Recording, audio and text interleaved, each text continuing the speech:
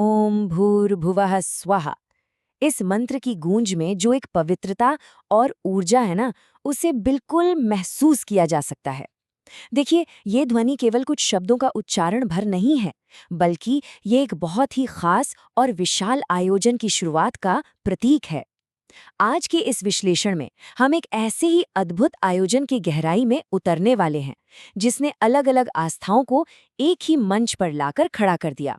तो चलिए देखते हैं कि आखिर ये पूरा आयोजन क्या था और इसके पीछे क्या गहरा संदेश छिपा था। बात है 3 और 4 मई 2026 की। राजस्थान के नागौर जिले में एक जगह है भकरी मारवाड़, जहां के वेदांत आश्रम में एक बहुत ही भव्य और अपने आप में बिल्कुल अनूठा कार्यक्रम हुआ। इसका नाम था राष्ट्रीय धार्मिक एकता अभियान और वसुधैव कुटुंबकम यज्ञ। दिलचस्प बात यह है कि ये कोई इकलौता आयोजन नहीं था। दरअसल ये 6 अलग-अलग अभियानों की एक पूरी श्रृंखला का एक बहुत ही अहम हिस्सा था।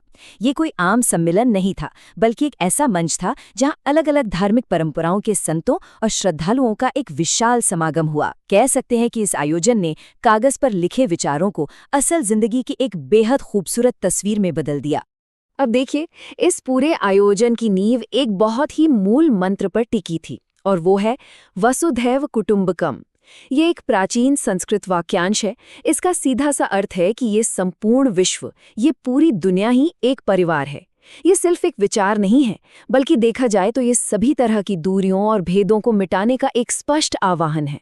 वेदांत आश्रम में हुए इस संत सम्मेलन का मुख्य मकसद भी इसी भावना को यथार्थ में उतारना था, ताकि अलग-अलग पंथों और आस्थाओं के बीच शांति, प्रेम और सहयोग की भावना को गहराई से जगाया जा सके।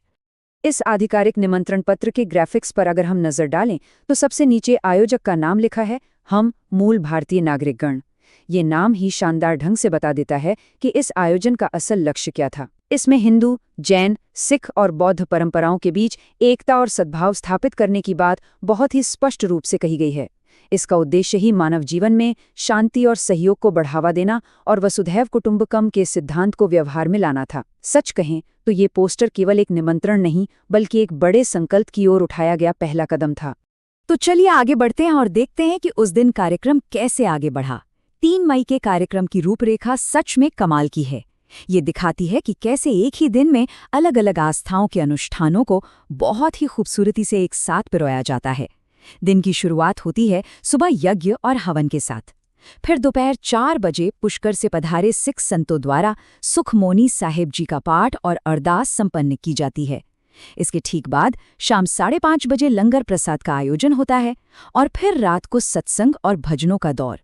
ये कार्यक्रम अपने आप में एक बेहतरीन उदाहरण है कि कैसे अलग-अलग आध्यात्मिक परंपराएं एक ही जगह पर, एक साथ और पूरे सद्भाव के साथ प्रवाहित हो सकती हैं। अगर हम सुबह के यज्ञ हवन की बात करें तो वो दृश्य वास्तव में नेतृत्व और सहयोग की एक मिसाल था। इस अनुष्ठान की अध्यक्षता की आश्रम की महंत और महामंडलेश्वर साध्वी श्री महेश्वरानंद जी ने। लेकिन जो बात सबसे ज्यादा प्रेरणादायक है वो ये कि इस पावन अनुष्ठान में स्थानीय भक्तों के साथ साथ गुरुद्वारे से पधारे सरदार माल सिंह जी और विश्व धर्म संगम के स्वामी सौम्यानंद जी महाराज ने भी एक साथ आहुति दी। जरा सोचिए, विभिन्न पंथों के प्रमुखों का एक साथ बैठकर अग्नि में आहुति देना, ये उस एकता का एक बहुत ही शक्तिशाली दृश्य था जिसकी कल्पना इस अभियान ने की थी। 8,000 से अधिक? जी हाँ, ये सिर्फ एक संख्या नहीं है, ये उस विशाल पैमाने को दर्शाती है जिस पर यह आयोजन किया गया था। शाम के समय जब लंगर प्रसाद शुरू हुआ तो दूर दूर से आए श्रद्धालु पंगत में बैठे। अनुमान है कि 8,000 से भी ज्यादा श्रद्धालुओं ने इस शिविर में लंगर प्रसाद ग्रहण किया। ये सोचने वाली बात है कि इतने सारे लोगों के लिए भोजन की व्यवस्था करना, उसे पकाना और फिर पूरे सम्मान के साथ परोसना, ये बिना किसी मजबूत सामुदायिक सहयोग और निस्वार्थ सेवा के बिल्कुल भी संभव नहीं था। ये संख्या ही अपने आप में इस बात का प्रमाण है कि लोगों ने इस अभियान को कितना बड़ा समर्थन दिया। और रात के सत्संग का माहौल वो तो और भी मनमोहक था। कार्यक्रम में संतों और श्रद्धालुओं की इतनी भारी भीड़ उमड़ी कि पूरा आश्रम परिसर खचाखच भर गया। आलम यह था कि जो लोग अंदर नहीं आ पाए वो बाहर बैठकर ही सत्संग सुन रहे थे। कोटा से पधारे संत महामंडलेश्वर श्री जगदीश्वरानंद जी की अध्यक्षता में मंगलाचरण हुआ और इस दौरान अलग अलग परंपराओं का संगीत सुनने को मिला। साध्वी श्री महेश्वरानंद जी ने भजन गाए, सांभर झील से पधारे लक्ष्यानंद जी ने अपनी प्रस्तुति दी और यहाँ तक कि हरिद्वार गुरुद्वारे से आए पाठी जी ने भी मंगलाचरण किया। वहां मौजूद हर व्यक्ति के लिए ये एक ऐसा अनुभव था जहां भक्ति और ज्ञान की गंगा एक साथ बह रही थी। इस आयोजन का एक और बहुत ही दिलचस्प पहलू था और वो है संकल्प पत्र। इस आयोजन में राष्ट्रीय संकल्प पत्र के नाम से 2 अलग-अलग पर्चे बांटे गए थे। अब यहाँ ध्यान देने वाली बात यह है कि ये दोनों पर्चे लगभग एक जैसे ही हैं, लेकिन इनमें कुछ शब्दों का एक हल्का सा अंतर है। उदाहरण के तौर पर एक पत्र में धरोहरों की रक्षा की बात करते हुए मठ, मंदिर, आश्रम, देवालय व विद्यालय लिखा है, जबकि दूसरे पत्र में इसी सूची में गुरुद्वारा शब्द को भी विशेष रूप से जोड़ा गया है। ये छोटी सी भिन्नता भी दिखाती है कि कैसे इस अभियान को हर समुदाय के लिए पूरी तरह से प्रासंगिक और समावेशी बनाने का प्रयास किया गया। तो अब बात करते हैं सबसे महत्वपूर्ण हिस्से की, जो इन 7 संकल्पों में छिपा है। ये वो प्रतिज्ञाएं थीं जिन्होंने इस आयोजन के विचारों को एक व्यावहारिक रूप दिया। मतलब ये केवल सुनने और भूल जाने वाला आयोजन नहीं था।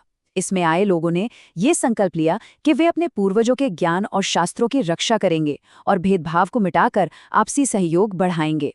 ये भी तय किया गया कि बच्चों तक ये विद्या हर हाल में पहुंचनी चाहिए और अगर कभी कोई आपसी मतभेद हो भी जाए तो उसे आत्ममंथन और प्रबुद्ध लोगों के मार्गदर्शन से सुलझाया जाए। सबसे बड़ी बात, किसी भी राष्ट्रीय संकट के समय एकजुट होकर अपनी धरोहरों की रक्षा करने का संकल्प लिया गया। देखा जाए तो ये सभी बिंदु एक अमूर्त दर्शन को हमारी रोजमर्रा की जिंदगी में उतारने का एक बहुत ही स्पष्ट रास्ता दिखाते हैं। वेदांत आश्रम में हुआ यह समागम यकीनन हमें बहुत कुछ सोचने पर मजबूर करता है।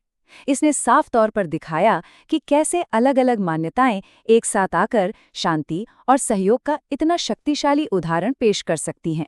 लेकिन ये कहानी सिर्फ उस आश्रम की चारदीवारी तक ही सीमित नहीं रहनी चाहिए। हमारे सामने जो सबसे बड़ा और विचारणीय प्रश्न है वो ये है कि आज की इस तेजी से बदलती दुनिया में स्थानीय समुदायों में वसुधैव कुटुंबकम के इस सिद्धांत को वास्तव में कैसे लागू किया जा सकता है। हम उस एकता और सद्भाव को अपने जीवन का हिस्सा कैसे बना सकते हैं। वैसे जो भी लोग इस अभियान से जुड़ना चाहते हैं या विश्व धर्म संगम के इस बेहतरीन प्रयास के बारे में और अधिक जानना चाहते हैं, वो सीधे उनकी वेबसाइट पर जा सकते हैं या उन्हें ईमेल और फ़ोन के माध्यम से भी संपर्क कर सकते हैं। इस पूरी पहल पर एक बार विचार जरूर कीजिएगा। हमारा ये विश्लेषण देखने के लिए बहुत बहुत धन्यवाद।